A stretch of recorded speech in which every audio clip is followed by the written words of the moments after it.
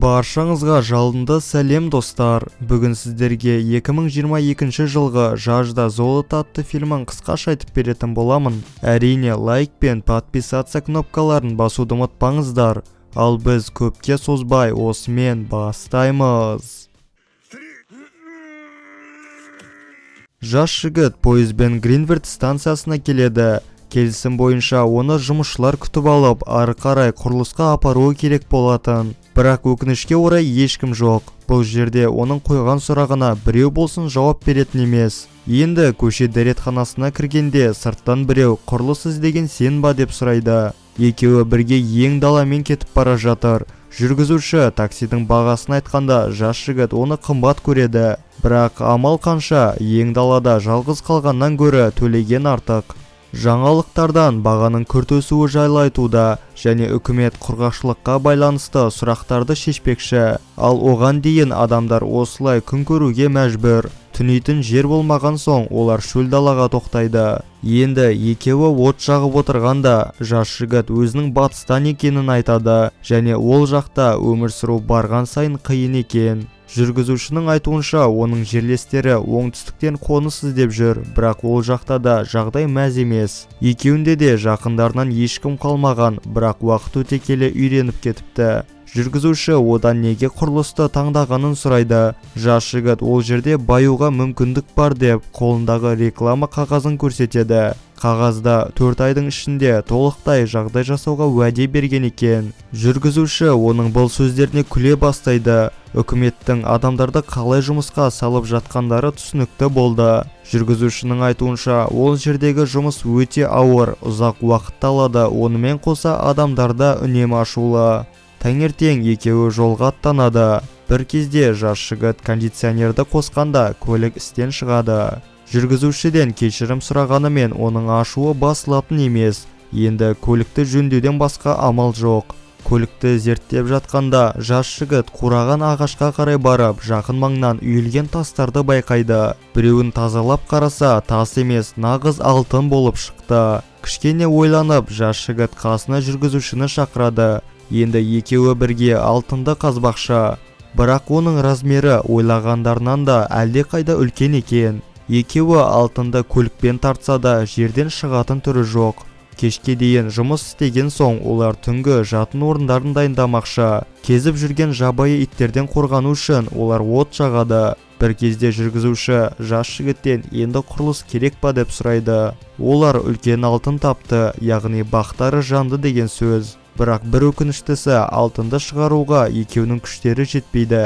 Ол үшін біреуі алтынды күзетіп, екіншісі экскаватор әкелуі керек. Оған шамамен 5 күн кетеді. 2 күн баруға, 1 күн іздеуге және тағы 2 күн қайтуына. Жүргізуші экскаваторды іздеуге серіктесін жібермекші, бірақ ол келісетін емес. Жүргізуші оның жалғыз аман қалатына сенбейді, өйткені біріншіден оның тәжірибесі аз және екіншіден су мен тамақ тапшылығы болатына сенімді. Егер жақын маңнан көлік өтсе, ол көмек сұрап алтынды айтып қоюы мүмкін. Бірақ жас жігіт сонда да қаламын деп қоймайды. Таңертең жүргізуші жолға аттанардан алдын жігітке кішкене су, тамақ және пышақ қалдырады.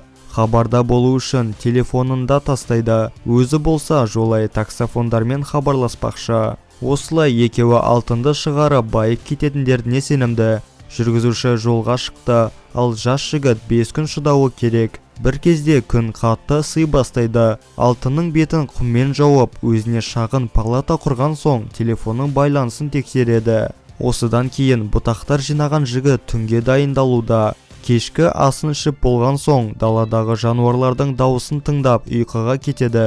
Таңертең телефон қоңырауын естіп, жүгіріп барғанымен тым кеш болатын. Күтпеген жерден далада қатты жел басталып, жас жігіт өзіне тыныш жер іздейді. Кішкене жүрген соң құлаған ұшаққа тап болады. Ұшақтың іші тыныш болғанымен күзететін жері көрінбейтін болып шықты. Сонда жігіт оның бөлшектерін палаткасына қарай тасып, күннен және желден қорғайтын үйшік салып алады. Бірақ күннің ыстық болғаны соншама жігіттің мойны мен беті күйіп кеткен екен. Бір кезде алтынның қасына отырып, онымен сөйлесе бастайды. сосын оны ары бері тартып бір бөлшегін жұлып алады. Бір кезде қоңырау шалған серіктесі бірнеше күнге кешігетін болды, өйткені көліктің моторы тағы да бұзылған екен. Бірақ жігіттің алтынды бөліп алғанын естігенде оған ешқайда кетпеуін ескертіп, бірге бай болатындарын есіне салады. Түнде жас жігітке жабайы иттер шабуылдауда, бірақ отпен оларды үркітіп жібереді. Таңертең жігіттің күйген жерлері аши бастайды. Енді су ішке жатқанда жыланды көріп, оны ұстамақшы болғанымен соңғы суы төгіліп қалыпты. Енді жігіт не істерін білмей отыр. Онымен қоса тамақ та таусылған екен. Жас жігіт үйшігін жөндеу үшін ұшақтың тағы бір бөлшектерін алып кетпекші. Бір кезде тура өзіне қарай келе жатқан адамды байқайды. Енді жігіт ұшақтың ішінде алтынымен бірге жасырынып отыр. Сонда да белгісіз адам оны тауып алады. Сөйтсе ол садағы бар әйел адам екен. Жігітке тамақ ретінде жыланды ұсынғанымен ол бас тартады. Әйелдің айтуынша осыдан 5 километр жерде тұрақтар мен сулар бар, бірақ жігіттің бұл жерден не істеп жүргенін түсінбейді. Жан-жағына қараған әйел енді оның артынан еруде, ал жігіт болса оны тоқтатып, палатка ретінде ұшаққа баруды ұсынады. Әйел оның артынан қалар емес, қанша сұрақ қойса да жігіттен ешқандай жауап жоқ. Сонда есі ауысқан жігіт қызға кетуін бұйырады. Аңшы әйел оның организмдері кеуіп қалғанын түсініп, енді оған ми құрғап қалса не боларын түсіндірмекші. Жас жігіт палаткасына жеткенше аңшы әйел оның қайдан келгенін және мұнда не істеп жүргенін сұрай береді. Оның ойынша жігіт бір нәрсе жасырып жүр. Көп ұзамай жас жігіт қызды есінен тандырады. Керек жарақтарды өзіне қалдырып, қызды жерге көмуде. Енді жігітте кішкене су және тамақ бар. Бір кезде жабайы иттердің зиратты қазып жатқанын байқап, өзі қызды қайта алып шығады. Палаткасынан алыстау жерге апарып, қыздың денесін өртеп жібермекші. Таңертең жас жігіт қоңыраудан оянып кетеді. Серіктесі экскаватор тапқан екен, бірақ өте ақырын жүретін болып шықты. Ол барынша асығып келе жатыр және жігітке кішкене күтуді өтінеді. Серіктесінде телефон пайда болыпты. Енді ол кез келген уақытта оған хабарласа алады. Осы кезде жігіт жолдан көлікті көріп, алтындарын сақтау үшін амалсыздықтан жасырынуды шешеді. Таңертең шаңды боран күшті болғаны соншама жігіт палаткасыз қалды. Бір кезде үстіне ағаш құлаған жігіт ессіз жатыр. Оянса ағаштың бұтағы денесіне кірген екен. Бірақ бір жаманы, енді алтынның қайда екенін білмейді. Бірақ соңғы күші қалғанша іздеп, оны әзер табады. Ағашты өзінен суырып алып, жараны күйдіру арқылы емдемекші. Жолға қарағанымен көзі құрғап, ештеңе көретін емес. Сол кезде оған садағымен бірге қайтыс болған қыз келіп, аузына су құяды. Бірақ жас жігіт оның иллюзия екенін түсініп тұр. Қоңыраудан оянып, телефонды әзер құмның арасынан табады. Серіктесі одан жағдайын сұрауда, бірақ жігіт қыздың айналада көп екенін айтады. Сонда серіктесі қандай қыз деп сұрап, тезірек одан құтылуды бұйырады. Сол кезде жігіт тағы бір қызды көреді және ол жігітке тамақ ұсынуда. Әлгі қыз өзінің сіңілісін іздеп жүр екен. Есін жоғалтқан жігіт көзін ашса, айналасында толған оттың іздері. Енді серіктесіне хабарласып, оның қайда екенін сұрамақшы. Ол да жақындап қалған екен. Күтпеген жерден оны жабайы иттер қоршайды.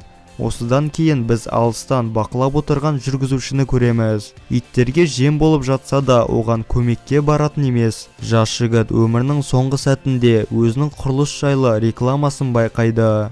Жүргізуші бәрі біткенін күтуде. Енді алтынды экскаватормен барып қазғай жатқанда күтпеген жерден оған садақтың оғы тиеді.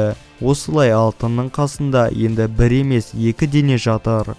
Осымен біздің Жажда золото атты киномыз аяқталады. Достар, видеоны соңына дейін көргендеріңізге үлкен рахмет, және де лайк пен подписаться кнопкаларын басуды ұмытпаңыздар. Ал ендеше келесі видеода жүздескенше сау болыңыздар.